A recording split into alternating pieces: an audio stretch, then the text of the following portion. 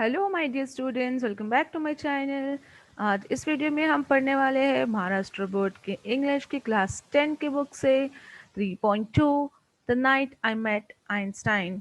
इसे लिखा है जेरोम वियर्डमैन ने। तो चलिए देखते हैं लेसन को। बट उससे पहले स्टूडेंट्स, अगर आप मेरा वीडियो पहली बार देख रहे हैं तो इस चैनल को सब्सक्राइब ज़रूर करिए और बेल आइकन हिट करिए ताकि आपको मेरे हर एक वीडियोज़ की नोटिफिकेशंस मिलती रहे। वीडियो को एंड तक ज़रूर देखिएगा और पसंद आए तो हिट लाइक बटन हिट करिए और अपने सभी दोस्तों के साथ भी इस वीडियो को शेयर करें।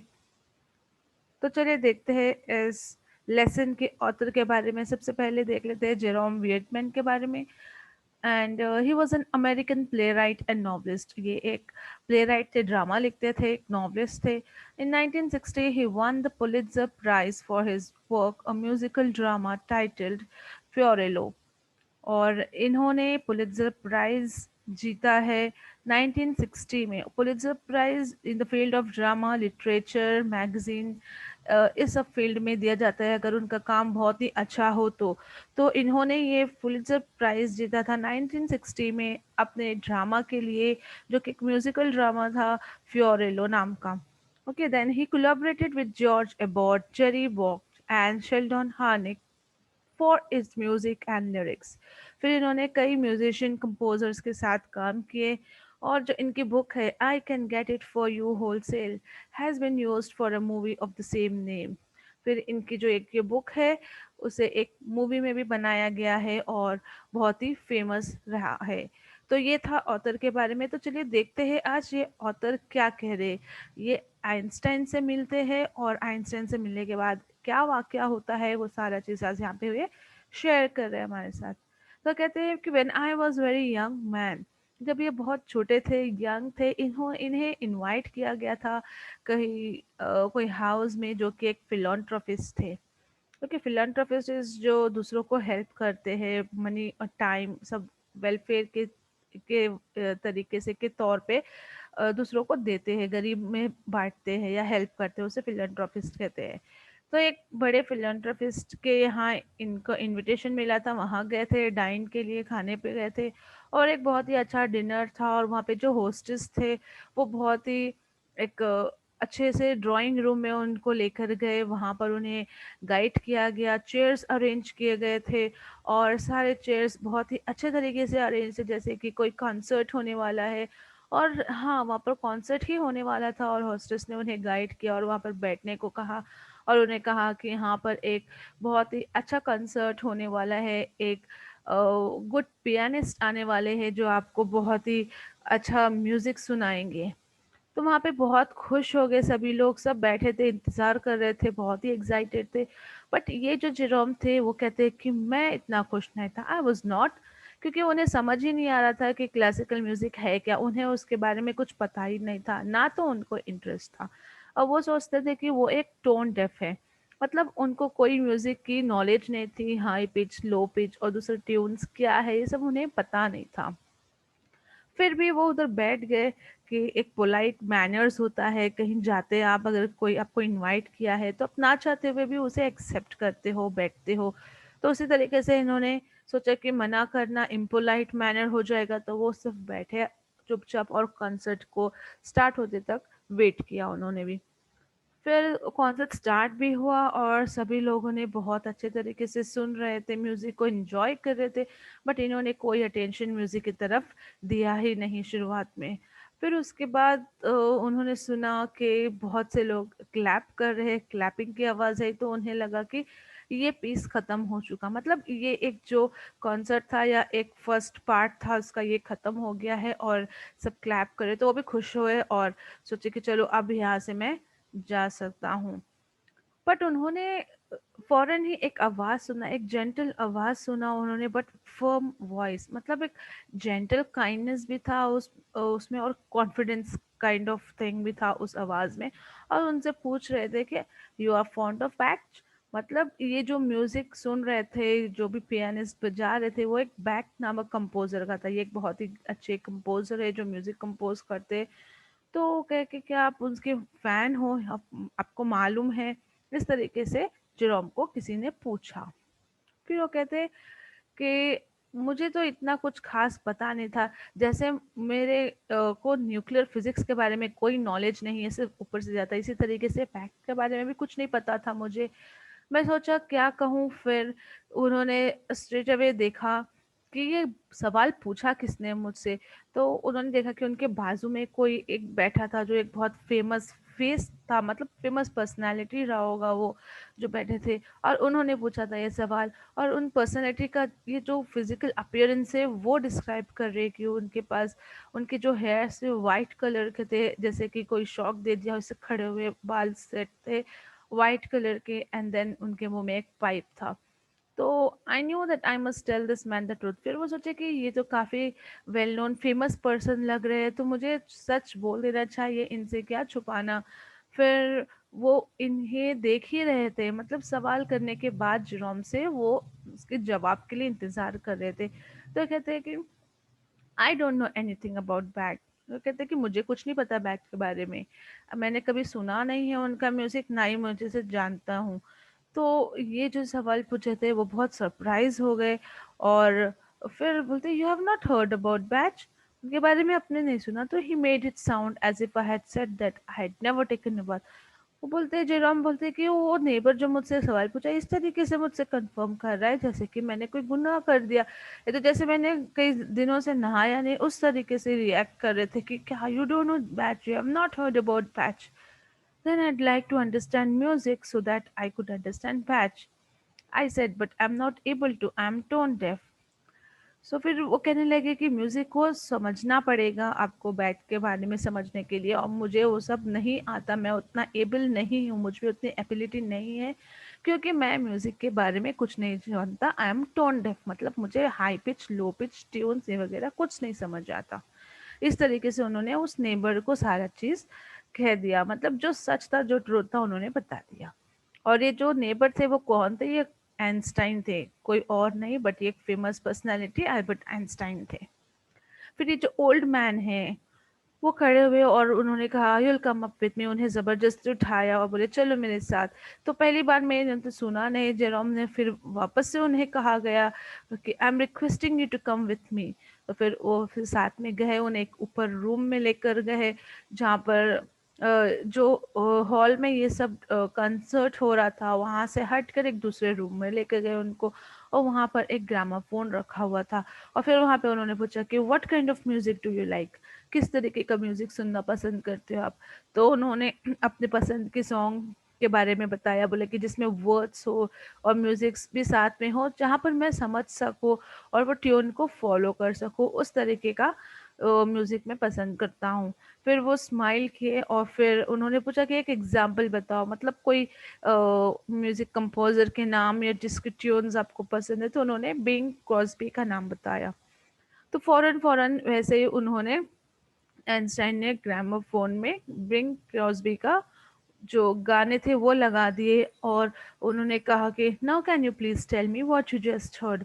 फिर वो सारा गाना बजने के बाद उन्होंने उसे स्टॉप करके पूछता है अब बताओ आपने क्या सुना अभी।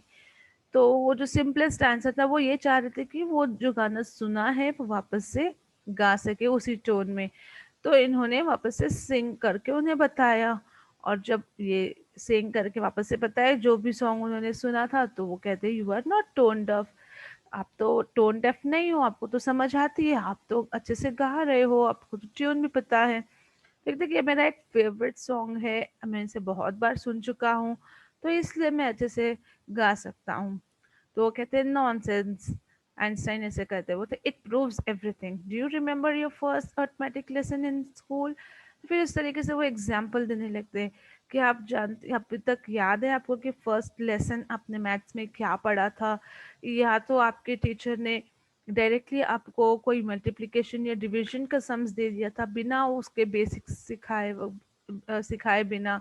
जैसे कि आप नंबर स्टार्ट करते हो, आप स्कूल जाते हो, आपको जब मैथमेटिक्स पढ़ना होता है तो आप बेसिक से पढ़ते हो, numbers and then addition and then subtraction and then multiplication and division. कोई टीचर आपको डायरेक्टली नर्सरी में डिवीजन या मल्टीप्लिकेशन नहीं पढ़ाते, क्योंकि बेसिक होना ज़रूरी है और उसके बाद ही आप स्टेप बाय स्टेप आगे की तरफ जाओगे। तो इस तरीके से उन्होंने एग्जाम्पल दिया और उनसे पूछा कि आप जानते हो आपका पहला लेसन कौन-सा था मैथमेटिक्स में? तो कहते हैं कि no, I am not exactly remembering it, मुझे नहीं पता। और मुझे ऑफ कोर्स नॉट, मुझे याद तो है ही नहीं कि मैंने क्या पढ़ा था पहला लेसन। तो इस तरीके से वो बहुत ही अच्छे एग्ज़ाम्पल देते हैं उनको कि बेसिक होना चाहिए, बेसिक के बाद ही आप हायर लेवल का पढ़ सकते हो या आगे बढ़ सकते हो। तो फिर इसके बाद उन्होंने जॉन मैककॉर्मिक का एक ट्रम्पेटर नाम का जो सॉन्ग है वो लगाया, फिर उन्हें बोला ये सुनो, और थोड़ा सा हायर लेवल का सॉन्ग था ये। और इस तरीके से वो सुनते गए और फिर उसे वो समझा, उन्हें ट्यून समझ आने लगी।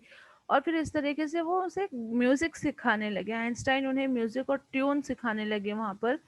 फिर आई वॉज अमेज्ड, जेरोम कहते हैं मैं तो एकदम शॉक रह गया कि इस बड़े इस महान आदमी को, आदमी के लिए मेरा अटेंशन और मेरी तरफ इतना तवज्जो क्यों दे रहे हैं।